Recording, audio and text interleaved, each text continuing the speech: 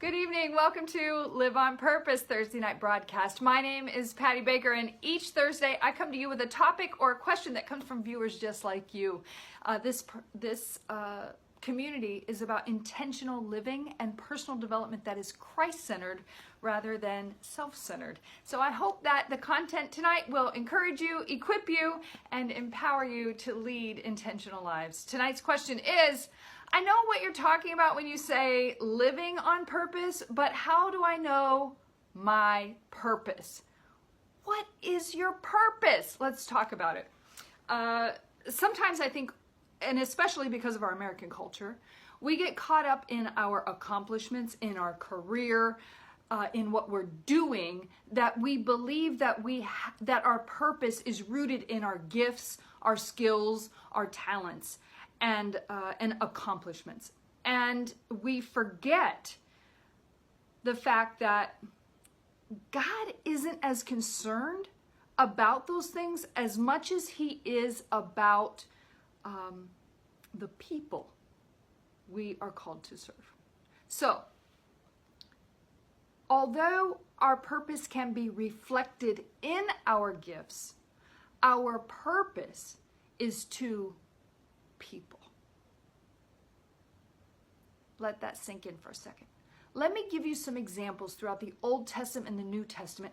This is not exhaustive, but at least it'll give you some examples to look at. Jonah. Jonah was called to the people of Nineveh. Joseph in the Old Testament was called to the people of Egypt, the Egyptians. Moses was called to the Israelites. Joshua was called to lead the Israelites after Moses died. King David, was called to lead the Israelites. His son Solomon called to do the same thing. And all of the prophets that we see were called to a people to speak prophecy, to speak God's forthtelling about what was to come through the prophets to a people. We look in the New Testament and we see John the Baptist and how he was called to a people. To spread the good news of the coming of Jesus. That was John the Baptist's calling. But let's take a look for a second about his parents. Elizabeth, Zachariah, those two, Zachariah was a high priest. Elizabeth was his wife. And later on in their lives, they were called by God to raise up a son who would then go and prepare the way for the coming of Jesus Christ to the people. So you can see how their parenting was invaluable to what John was called to do. Same thing with Jesus. Jesus was called to humanity, right? And we look at Mary and Joseph. Joseph, the earthly father to Jesus, was a carpenter. I would venture to say he probably passed along his carpentry skills to his son Jesus. But we don't see throughout all the New Testament about how Jesus made all of these great, his craftsmanship, and made all these great woodworking items and sold them and everything else. We don't see any of that, okay? But based upon the culture of the day, normally you would teach your children a skill set. I would venture to say probably that's what Joseph did. Jesus was a carpenter. The disciples were fishermen, many of them, fishermen. Tax collector, physician. I mean, we see the writers of the Gospels doing different things. They had trades, they had professions, they had work that they were called to do. But Jesus even said to the disciples who were fishermen, he said, I will make you fishers of men, right? So he called them to a people. That was their purpose. The Apostle Paul was called to the Gentiles. Timothy was his protege, called to the Gentiles. Paul, Timothy, there was Peter, he was called to the Jews.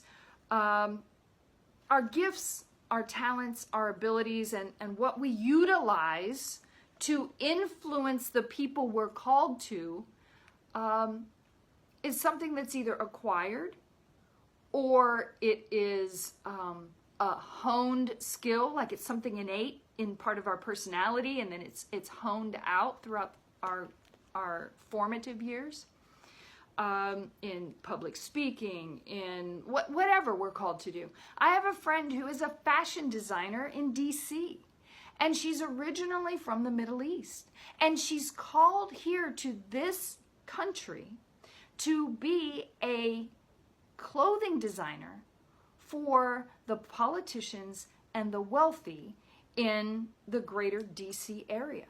And she has been invited to more events and opportunities to speak about Jesus and the gospel in that forum through her work than ever before in her life.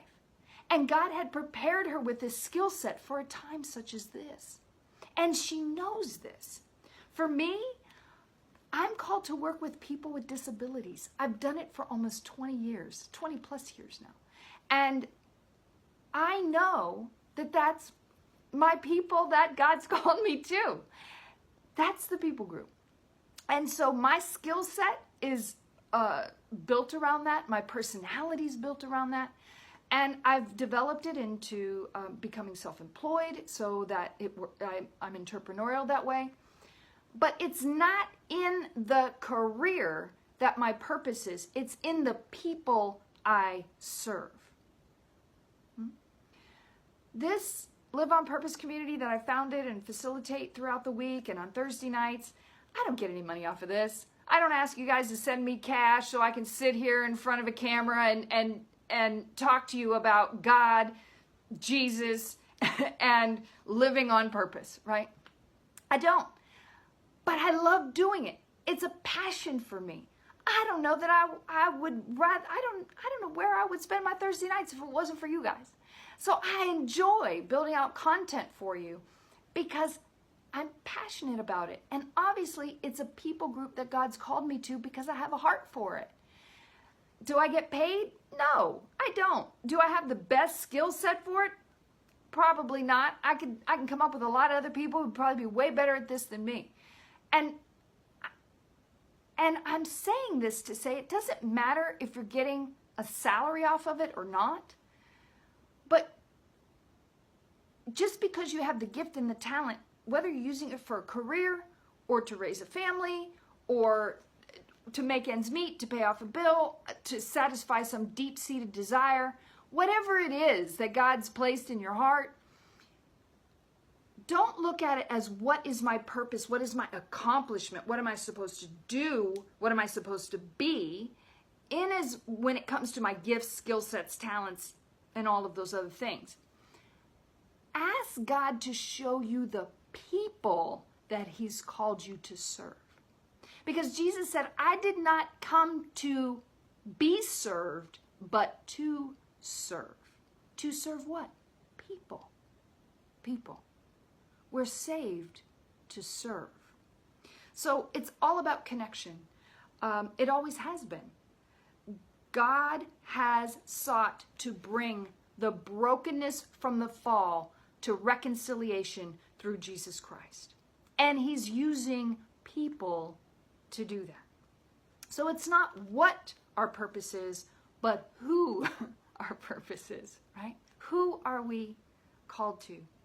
And when we open our hearts to answer that question, God, who have you called me to serve? Then we can step into a realm of really a deep connection with God and begin to focus on building relationships with others. It's what really church community is all about as well. Not that we're called there as a purpose, but we're called there as a community of believers to come alongside and support one another in Christian community.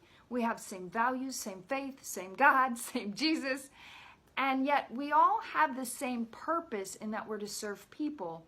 Yet each one of us are called to do that in a different way, within our workplace, within our community, within our family, so on and so forth. So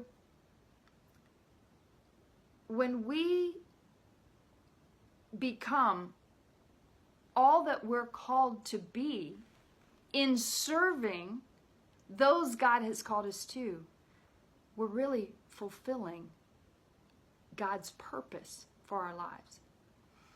And in that, we're taking our gifts, our abilities, our talents, our learned skills, and we allow those to be our platform for our purpose. So I had mentioned in a post that I made yesterday, your career, your volunteering, your parenting, that's your platform, but it's not your purpose. Your purpose is the people you are called to serve. Living on purpose is being intentional about loving God and loving others as you love yourself. So think people, not performance, not accomplishment, not job. What's the next big thing that I'm supposed to be doing? Think about the people that God's called and ask him, who have you called me to serve? Oftentimes it's right in your home. You go to work to pay the bills so that you can raise your family. What's God called you to do in raising up the children in your home? What's God called you to do with the people? Maybe he's given you a gift to be able to speak. Maybe he's been able to give you a gift to lead. Maybe you're to be a position of influence within your workplace, but it's not the work in and of itself. It's the people that are there you're called to serve. So think people, not performance, when you're looking at what is my purpose. And when you get connected with the people that God has a heart for you to be connected to, then the doing becomes easy and almost automatic because you're doing it out of love. It's like breathing. You find your people and you find your purpose. Love God, love others, love yourself. Good night.